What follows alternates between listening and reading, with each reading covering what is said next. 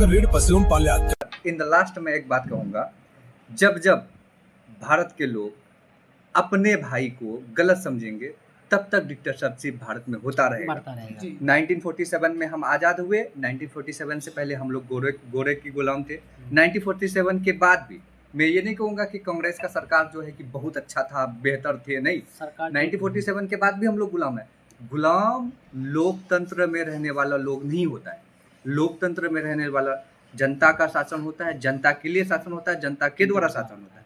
For the people, by the people और from the people. ठीक है। अगर मेरी बात सुने, अगर लोकतांत्रिक देश में भी जनता गुलाम रहेगा तो फिर तो उससे बेहतर है कि डिक्टेटरशिप में हम लोग रहेंगे। सबसे बेहतर है डिक्टेटरशिप।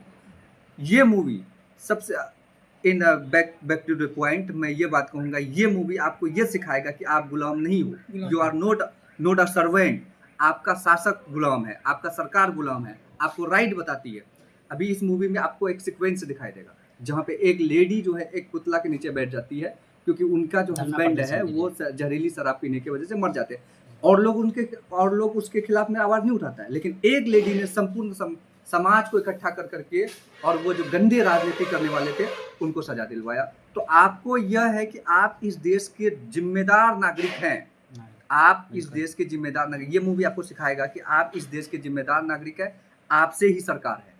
आप अपने मत का अगर सही प्रयोग कीजिएगा, सही शासक सुनिएगा तो आपका देश का आगे बढ़ेगा, आपका बच्चा आगे बढ़ेगा, आपका बच्चा का भविष्य सुधरेगा, आपके जवान आगे बढ़ेंगे, तमाम लोग आगे बढ़ेगा। इसलिए अपने मत का सही प्रयोग करने का एक बेहतर नज़ारा दिखाया है, एक बहुत बेहतर नज़ारा दिखाया है इस मूवी ने। और दूसरी बात यह है कि भारत हमारा तभी आगे बढ़ेगा जब हम एक अच्छे शिक्षित शासक को चुनेंगे। ये धर्मेंद्र प्रधान से मंत्री बना दिया गया, जैसे हमारे जो माननीय प्रधानमंत्री है उसकी शैक्षणिक योग्यता क्या है आज तक किसी को पता नहीं। हमारे वर्तमान समय में बिहार के जो मुख्यमंत्री है उनकी शैक्षणिक योग्यता किसी को पता नहीं है। जिसकी शैक्षणिक योग्यता किसी को पता नहीं हो वो क्या किसी राज्य को चलाएगा, वो क्या किसी देश को चलाएगा। सबसे पहले मांग होनी चाहिए कि जो हमारा शासक बने वो शैक्षणिक हो, उसका शिक्षित एक अनुमानता एक न्यूनतम डिग्री तय कर दिया जाना चाहिए कि कम से कम ग्रेजुएट हो, एक डिग्री हो उनके पास। तभी ये सरकार तो अभी कुछ दिन पहले बिल लाना चाह रही थी तो फिर विपक्ष ने इसको विरोध क्यों किया? विपक्ष यही तो बात है ना, लोकतंत्र में विपक्ष कुछ नहीं होता है। अगर आप यह बात करते हैं कि सत्ता पक्ष से कोई अगर डिमांड करता है तो वो विपक्ष होता नहीं, विपक्ष नहीं होता है, वो होना चाहिए देश की जनता। है ठीक है, विपक्ष तो एक सरकार का हिस्सा होता है, क्योंकि जैसे बड़े विद्वान कहते हैं कि विपक्ष के बगैर पक्ष कभी मजबूत नहीं होता है।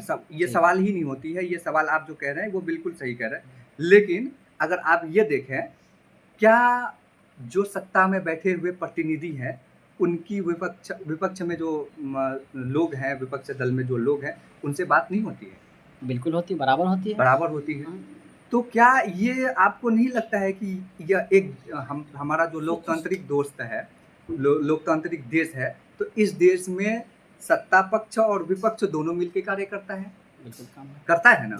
तो यहाँ पे आवाज या फिर यहाँ पे जो भी बिल बने वो जनता के समर्थन से बने, न कि विपक्ष के विरोध या विपक्ष के समर्थन से बने। ठीक है, एक मिनट, आप जैसे बोले कि जनता के पक्ष से बने जी, तो लेकिन जनता तो डायरेक्ट लोकसभा या विधानसभा जा नहीं सकती है।